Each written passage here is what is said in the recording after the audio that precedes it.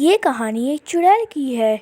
ये खून की प्यासी चुड़ैल गांव में इधर से उधर भटकती कि इसे कोई इंसान मिल जाए और ये उसका शिकार करके उसका खून पी जाए। गांव वाले इसी के डर से ही 6 बजे के बाद अंधेरा होते ही अपने घर चले जाते और अपने खिड़की दरवाजे बंद कर लेते ताकि उनका सामना इस चुड़ैल से ना हो। इसने पहले ही गांव में रहने वाले प्रिया के पति मुकेश को अपना शिकार बनाया। राजू इस गांव में नया नया आया था। उसे इस चीज़ के बारे में बिल्कुल खबर नहीं थी। वो अपना ज़्यादातर वक्त अपनी बीवी के साथ बिताता और सुबह सुबह गांव से करीब पाए जाने वाले एक शहर में काम से चले जाता और वो अंधेरा होने से पहले ही घर वापस लौट जाता। आप आ गए? चलें आप बैठे, मैं आपके लिए चाय बना कर लाती हूँ। वो अपने पति के लिए चाय बनाकर लाती है और दोनों बातें करने लगते हैं। आज आप जल्दी आ गए? हाँ अंजलि, आज थोड़ा काम कम था इसलिए बॉस ने हमें जल्दी छुट्टी दे दी। राजू की दोस्ती गांव में रहने वाले सिकंदर नामी आदमी से होती है। वो दोनों बातें करते और अपने दिन के हालचाल एक दूसरे को बताते। रोज की तरह आज भी राजू गांव से शहर काम के लिए निकला और राजू को नहीं पता था कि आज की रात उसके लिए कितनी भारी है। रात का 1 बज चुका था। उसकी बीवी घर में परेशान उसे कॉल मिलाती है। आप अभी तक आए नहीं घर पे। मैं आपका कब से इंतज़ार कर रही हूँ। आपको पता है ना, इतनी देर रात घर से बाहर रहना खतरे से खाली नहीं है। हाँ अंजलि, सॉरी, मैं तुम्हें बताना भूल गया। आज ज़रा काम ज़्यादा है तो मुझे देर हो जाएगी। तुम मेरा मज़ीद इंतज़ार मत करना और ख़ाना खा के सो जाना। और हाँ, अपना ख्याल रखना। आपको इस गाँव की चुड़ैल की कहानी पता है ना, तो अब आप कोशिश करें आप वहीं रुकें और सुबह होने का इंतज़ार करें।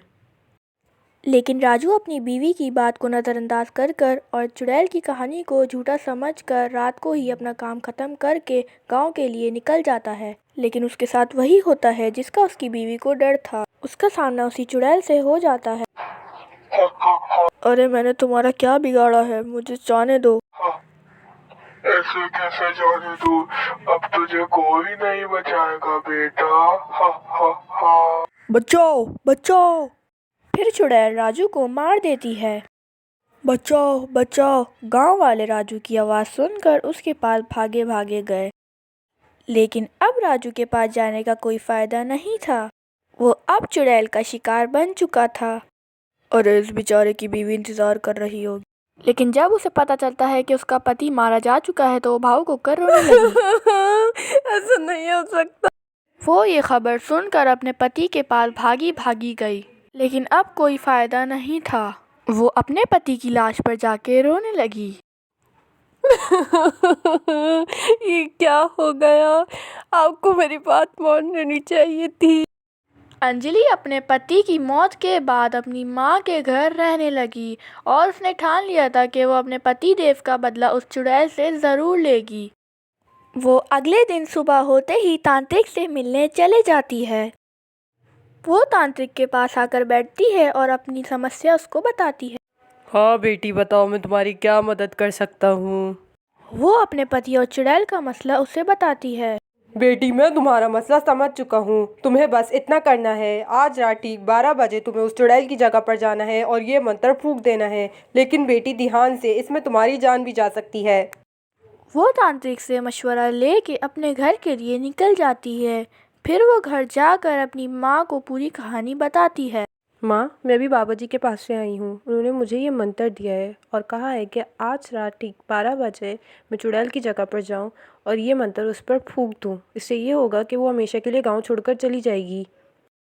बेटी, तुम ऐसा ना करो, इसमें तुम्हारी जान भी जा सकती है। नहीं माँ, मुझे अपने पति का बदला उस चुड़ैल से लेना है। उस चुड़ैल को ये गांव छोड़ के जाना ही होगा। इसके बाद रात होते ही वो कब्रिस्तान के लिए निकल जाती है जहाँ पे उस चुड़ैल का बसेरा है। वो चुड़ैल के बसेरे पर पहुंचकर चुड़ैल को बुलाने लगती है। ए चुड़ैल, नीचे आ और हिम्मत है तो मेरा सामना कर। ये सब सुनकर चुड़ैल नीचे आ जाती है। आज तो शिकार खुद चल के आया है मेरे पास। हाँ।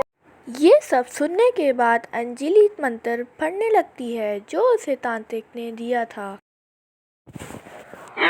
तू ऐसा नहीं कर सकती, तुझे बहुत पछतावा होगा। नहीं। ये मंत्र चुड़ैल पे फूंकने के बाद चुड़ैल हमेशा हमेशा के लिए इस गांव से चले जाती है और अंजलि अपनी पति को याद कर कर रोने लगती है। तो दोस्तों, आपको हमारी कहानी कैसी लगी? अगर आपको हमारी कहानी अच्छी लगी तो इस वीडियो को लाइक एंड चैनल को सब्सक्राइब करना मत भूलिएगा। मिलते हैं अगली वीडियो में। Bye bye.